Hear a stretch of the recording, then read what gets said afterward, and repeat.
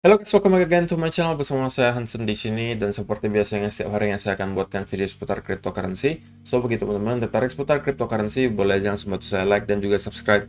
Jangan lupa juga untuk hidupkan lonceng notifikasinya supaya teman-teman nggak ketinggalan update terbaru seputar cryptocurrency. Oke, pada hari ini guys kembali kita akan bahas seputaran Bitcoin dan pastinya nanti ada berita beserta data terbaru yang pengen saya share untuk kalian semua. So stay tune terus sampai akhir video, kita akan mulai videonya sekarang. Let's go.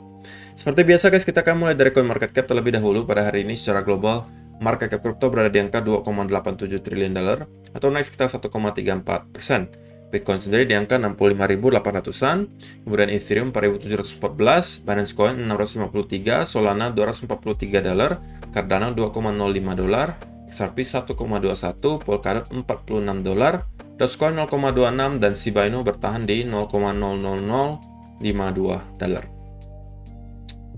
So, itu adalah outlook sementara dari beberapa top coin yang ada. Sekarang kita masuk dulu ke berita terbaru hari ini. Pertama, dikatakan di sini, Bitcoin sets up a nail-biting weekly close after Taproot goes live. Jadi, menurut saya juga minggu ini akan menjadi minggu yang cukup menarik bagi cryptocurrency secara keseluruhan gitu ya, khususnya Bitcoin, karena sepertinya market sekarang masih sedikit labil gitu guys ya, masih ragu pengennya kemana gitu. Setelah kemarin SEC juga menolak permintaan Bitcoin Spot ETF gitu kan, yang membuat market semakin awkward dan mungkin sebagian takut akan adanya sell off yang terjadi akibat SEC menolak Bitcoin Spot ETF, tetapi so far kita belum melihat hal tersebut terjadi. Namun hari ini teman-teman perlu tahu ada Bitcoin Taproot upgrade yang terjadi, di mana hari ini udah tanggal 15 November, seperti yang kemarin sudah disampaikan juga. Event Taproot upgrade-nya itu di 15 November, dan jamnya jam 12 siang kalau tidak salah. Jadi tidak lama lagi kita akan melihat apa sih dampaknya nanti Bitcoin Taproot upgrade ini ke harganya Bitcoin. Jadi kita segera akan tahu hal tersebut. Dan salah satu highlight yang disampaikan di artikel ini adalah bahwa weekly close kita itu masih mampu stay di atas angka 60.000 dan itu sangat krusial gitu ya. The range we don't want to go back into is the one we just came from. Jadi menurut si seorang analis ini ya, usahakan weekly close-nya jangan sampai lagi berada di bawah angka 60.000 karena itu bisa menciptakan ya istilahnya ketakutan lah di market gitu ya, bahwa kita sepertinya akan mendapati lagi dump besar, atau misalnya mungkin kita membuat sebuah double top yang biasanya akan membuat ya semacam panic selling lagi lah gitu ya jatuhnya. Dan ya untuk menuju ke 100.000 akan makin lama gitu kalau misalnya kita mendapati lagi weekly close di bawah 60.000 yang membuat mungkin sebagai investor makin ragu, galau, kemudian mungkin take profit sebagian, atau mungkin ada yang out dari market yang membuat mungkin akan terjadi sedikit panic selling. Cuman so far juga itu belum terjadi, kita masih dalam bentuk asumsi gitu ya. Itu adalah pertama. Nah, ini adalah data dari TechDev juga. You'll see me flip bearish on Bitcoin as this 2 weeks indicator approach their critical zones. Jadi ada sebagian yang kemarin saya baca-baca di komentar juga ada yang mengatakan, kok kalau TechDev itu ya selalu bullish gitu. Kalau Koko memakai datanya dari TechDev ya sedikit bias gitu. Tetapi ini udah diklarifikasi sama TechDev ya gitu ya. Dia akan flip atau ganti ke arah bearish apabila memang dia sudah melihat beberapa indikator yang dia pakai itu sudah menunjukkan bahwa kemungkinan Bitcoin sudah berada kurang lebih di area top bull marketnya. Dan saya respect gitu dengan kondisi dia. Atau misalnya saya respect dengan analisa dia gitu. Karena kenapa? Dia analisanya berdasarkan indikator guys. Kan kita berbeda-beda gitu. Ada dari kita yang analisa berdasarkan price action. Ada yang dari kita yang analisa berdasarkan fundamentalnya. Ada yang analisa dari kita berdasarkan indikator. Jadi kan beda-beda gitu guys. Asalkan mereka mempunyai argumen yang jelas, kemudian datanya jelas, ya kita harus respect gitu guys. Karena semua kemungkinan masih bisa terjadi dan kita tidak tahu masa depan gitu kan. Semuanya hanya bisa melakukan prediksi, dan kalau misalnya dia mempunyai argumen dan data yang jelas ya kita harus respect gitu. Berarti ya dia mempunyai sebuah argumen yang jelas gitu kan. Jadi kita harus pertimbangkan juga argumen dia gitu. Oke, jadi di sini dikatakan si TechDev bakal nanti flip ke arah bullish atau bearish, atau dia akan menjadi bearish nanti ketika dia melihat indikator RSI-nya di sini. Mungkin ini adalah weekly chart ya. RSI-nya itu udah menyentuh kurang lebih angka 80 di sini pertama. Kemudian indikator RVI-nya juga kurang lebih di angka 80. Stochastic RSI-nya itu kurang lebih 90 sampai 100 dan Vortex VI indicator-nya itu udah menuju ke arah kotak kuning atau hijau lah di sini ya. Jadi dia mempunyai beberapa indikator yang dia pantau sekarang yang secara historis memang cukup akurat dalam menilai top dari sebuah bull market. Terlihat dari tahun yang 2011 kita melihat ada indikator RSI-nya menyentuh kurang lebih angka 80 lebih gitu ya. Kemudian 2013 juga sama 80 lebih, kita mendapati ada double top di sini.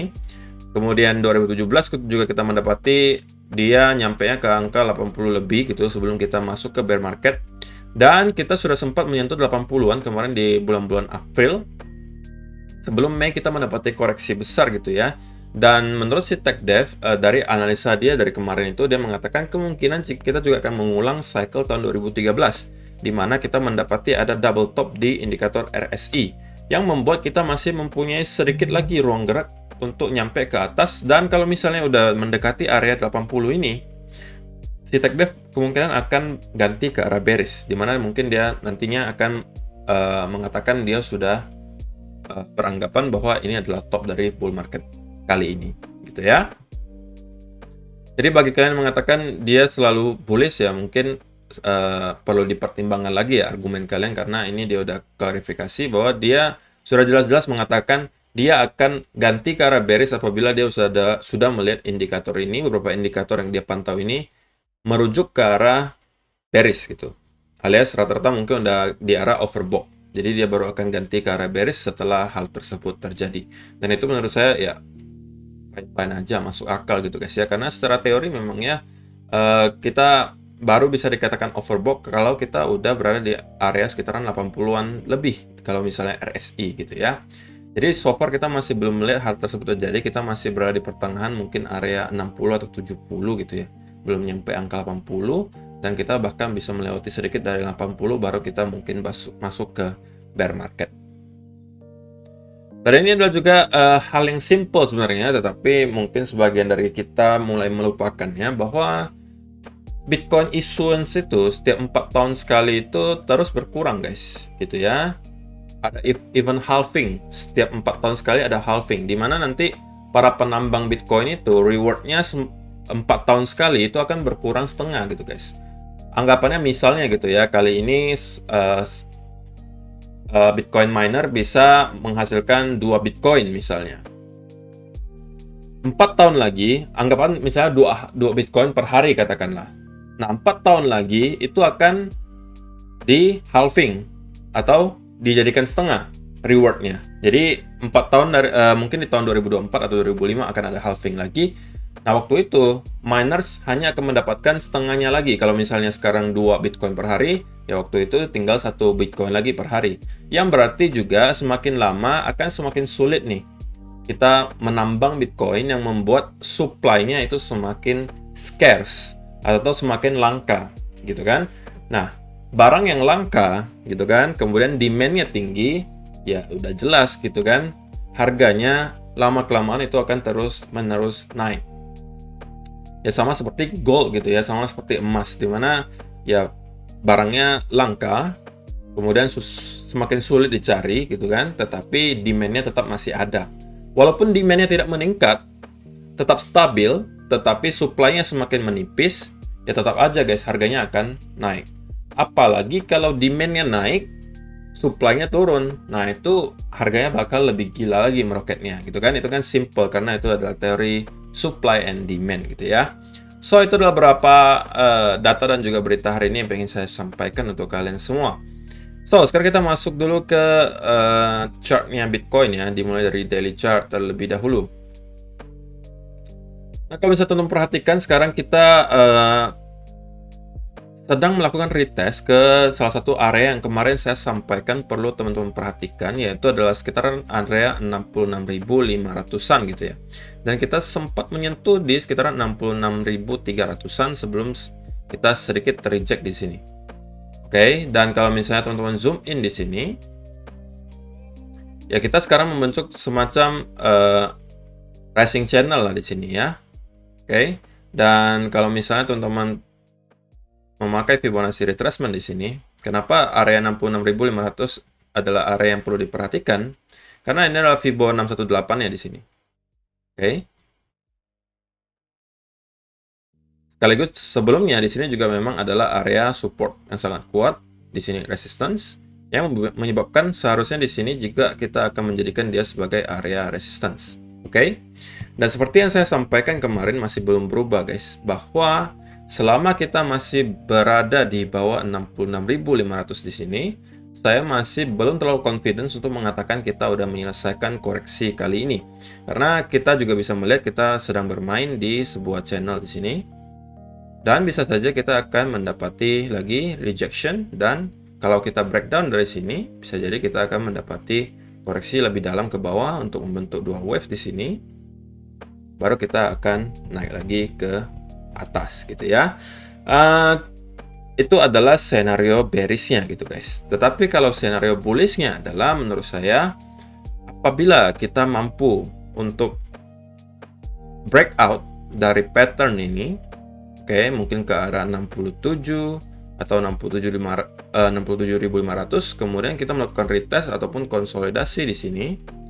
Nah, ini menurut saya adalah sudah probabilitasnya menurut saya udah lebih tinggi ke arah bullish kalau ini yang terjadi gitu ya. Dan mungkin saya akan start untuk cari setup untuk masuk ke Bitcoin apabila yang ini terjadi. Tetapi sebelum itu terjadi, saya masih agak sedikit was-was gitu ya, akan adanya rejection lagi ke bawah sebelum kita benar-benar naik ke atas. Jadi simple ya guys ya, selama kita belum break dari 66.500, saya masih prefer biasnya sedikit ke arah bearish. Tetapi kalau misalnya kita udah nyampe lagi ke angka di sini, kemudian stay di atas, maka saya kemungkinan udah akan flip ke arah bullish gitu ya. Nah, hal yang tadi disampaikan juga oleh analis yang di Cointelegraph itu, dimana kita closing weekly chart, ini dihapus dulu ya, di area yang cukup penting gitu ya. Yang kita nggak pengen lihat itu adalah bahwa si Bitcoin ini kembali closing weekly di bawah 60.000 sini. Kalau kita closing kembali di bawah ini, maka ada indikasi bahwa kita mendapati sebuah fake breakout sekaligus double top yang tidak pengen kita lihat gitu ya. Karena kalau misalnya sampai itu terjadi, apalagi ditambah para whale yang iseng gitu kan, pengen mendapatkan lebih murah harganya, kemudian mereka sell di sekitaran sini, itu biasanya pasti akan menciptakan panic selling, dan mungkin kita akan down lagi ke angka 54 bahkan 53.000 dolar sebelum kita naik ke atas. Tapi so far kita masih melihat weekly close masih mampu bertahan. Kemarin closingnya di sekitaran 65.000 yang membuat ya itu masih sebuah indikasi yang sangat positif lah gitu ya, bahwa kita masih mampu bertahan di atas area all time high sebelumnya. Oke. Tapi ya kalau secara short term memang saya masih bisa melihat bahwa kita bisa saja masih mendapatkan dua wave correction seperti ini sebelum kita naik ke atas. Tapi kalau misalnya scenario bullishnya adalah kita break dari sini, oke, kemudian kita melanjutkan kenaikan ke atas. Jadi kuncinya menurut saya masih ada di sekitaran angka 66.500, tergantung nanti apa yang terjadi ketika kita sudah nyampe ke arah sini. Oke.